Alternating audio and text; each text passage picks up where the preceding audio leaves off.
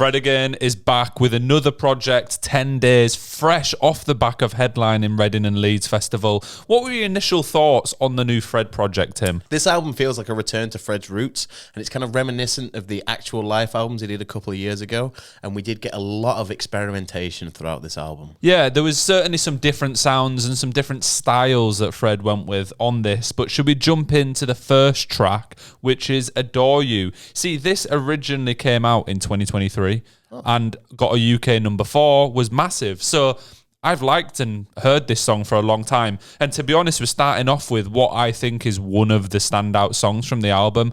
Really love the vocals, really just love this track throughout. Yeah, it's a good track. For me, it feels like about 2 minutes in, it feels like it's about to go somewhere. It starts building up to something and then kicks back to the original like looping style, which kind of upset me a little bit because I was hoping for a little bit more at that point. But overall, it's, I like the track. I thought it was real funky, but chill at the same time, which was a good way to introduce the tracks that were coming up. Next, we have 10, which keeps on with the same vibes.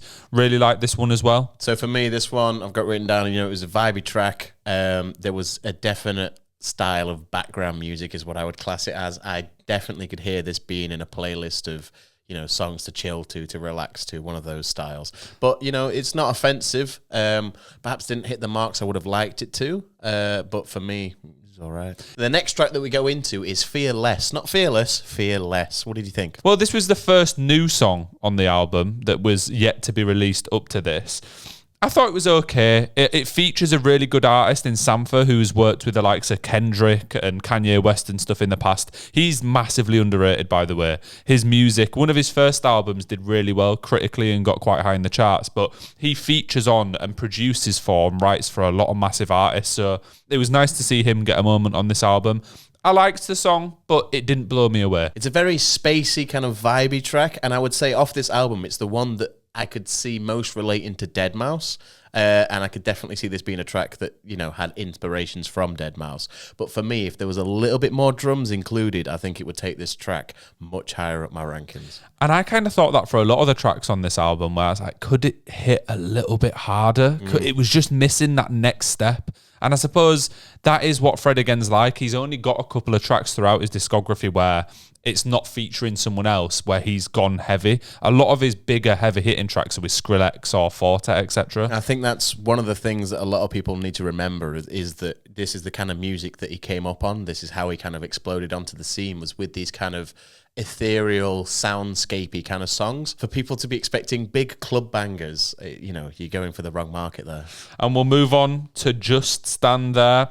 The speaking vocals at the start of this, the kind of spoken word, made me think, is this an interlude? Yeah, so I really liked the fast piano part that comes in towards the chorus, but I could not stand the talking. It sounded like there was just somebody chatting over the whole track. It sounded like you were listening to the song in a club where somebody next to you was just fucking chewing your ear off, and it drove me insane. And it built up to nothing. Yeah.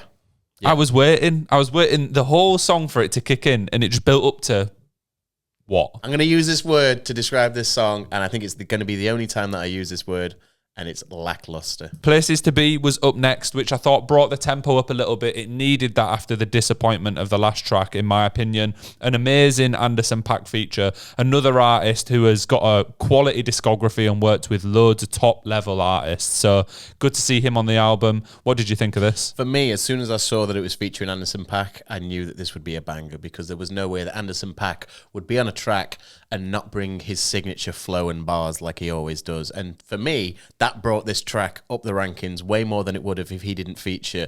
The lyrics and the flow that he was using kind of like helped to carry the beat forwards. It made it feel like a more energetic track, and I'd probably argue one of the most upbeat and energetic tracks off the album. So for me, top tier song. I think these two live performing this would be an unbelievable moment, wouldn't it? If you got to see Anderson .Paak and Fred Again share the stage and do Places to Be, that would be amazing. But up next, we've got Glow, a track that when I saw the feature list, I was like, oh my God, this could be incredible. So you've got Duskus, Forte and Skrillex on here. I was like, right, we just had Places to Be, which brought it up a level. This is going to take it even further.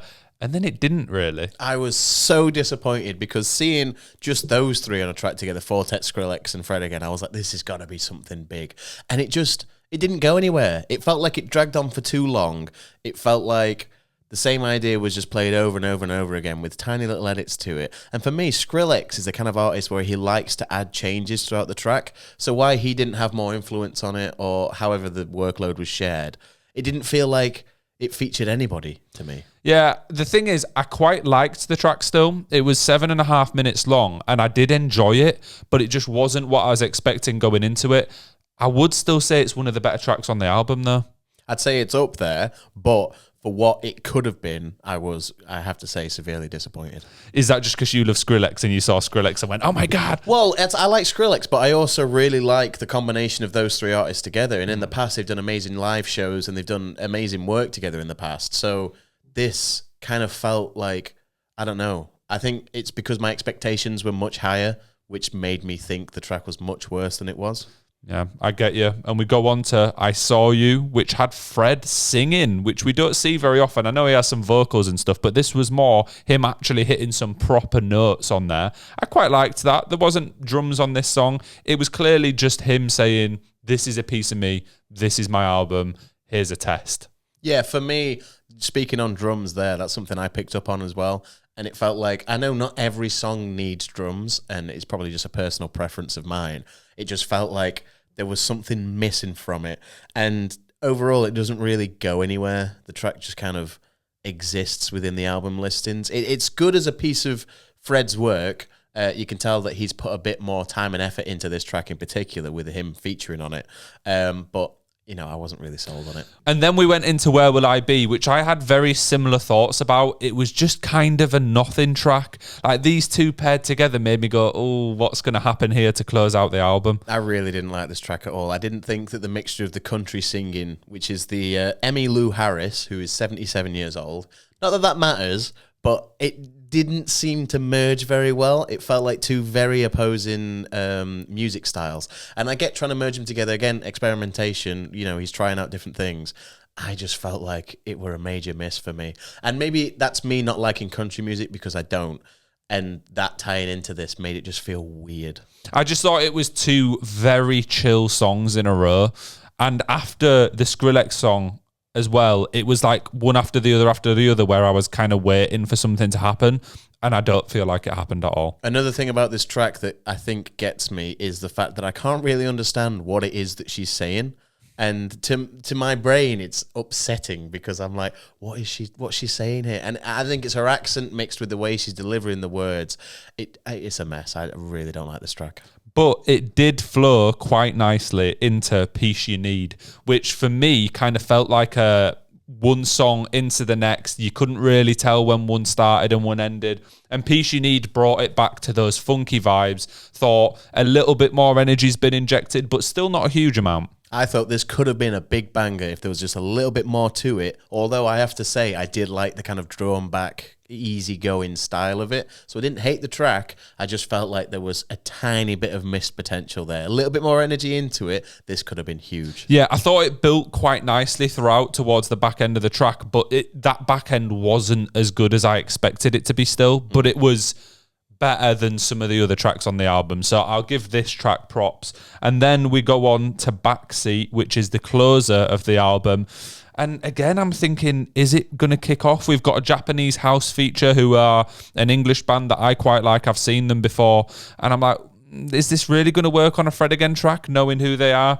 It worked, but it was just another very mellow, chill track to close out the album. To me, I really liked it. It was super chill, and I really liked the vocals on it. I liked a lot of the production that was used on this track, and I thought it was, you know, one of the catchiest tracks on the album, and I thought it was a really good way to end out the album, to be fair. Fair. Well, should we give some thoughts on the album as a whole? Tim, you're up first. So a lot of people have been commenting on the fact that there's multiple tracks in between these tracks. So for every one main track, you've got an interlude. And a lot of people are saying he was doing this to boost his stream numbers, this, that, and the other, but these tracks are less than 30 seconds, so the majority of streaming services aren't going to pick this up as a play anyway.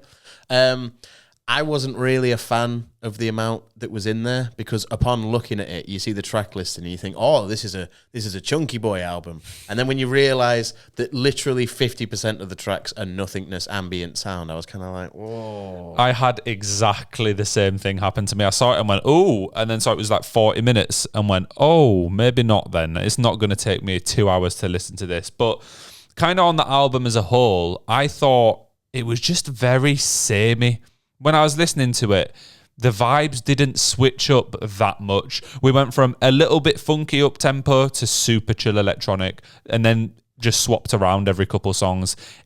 Just felt like a whole lot of nothingness. So when I listened to this album initially, I kind of skipped through the tracks just to hear the actual songs. And when I did that, I wasn't really the biggest fan. But when I sat down and gave it a full listen from top to bottom, I actually enjoyed it more as like a cohesive project.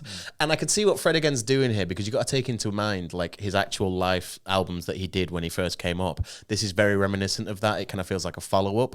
But me personally, I'm more into his what you'd call club bangers now.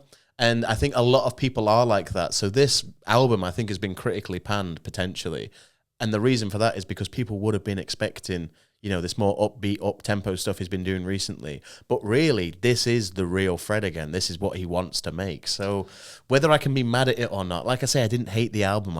I quite enjoyed it. But it wasn't what I wanted or what I was expecting. Yeah, I didn't hate the album, but there wasn't much that stood out for me. Like, when I listened to it, I wasn't offended. I wasn't upset with it. I wasn't even particularly surprised. It was more just like, well, this is a piece of work by Fred again. Yeah. It's not breaking any ground like he has done in the past. It's just him doing his thing. Is that maybe the problem? He's not as fresh and as new as he was anymore. We've heard a lot of these sounds in the past because I know his other albums are a bit heavier hitting, but in between those tracks, there's still a lot of tracks like this. So maybe it's just like, are we a bit bored of the Office House? Potentially.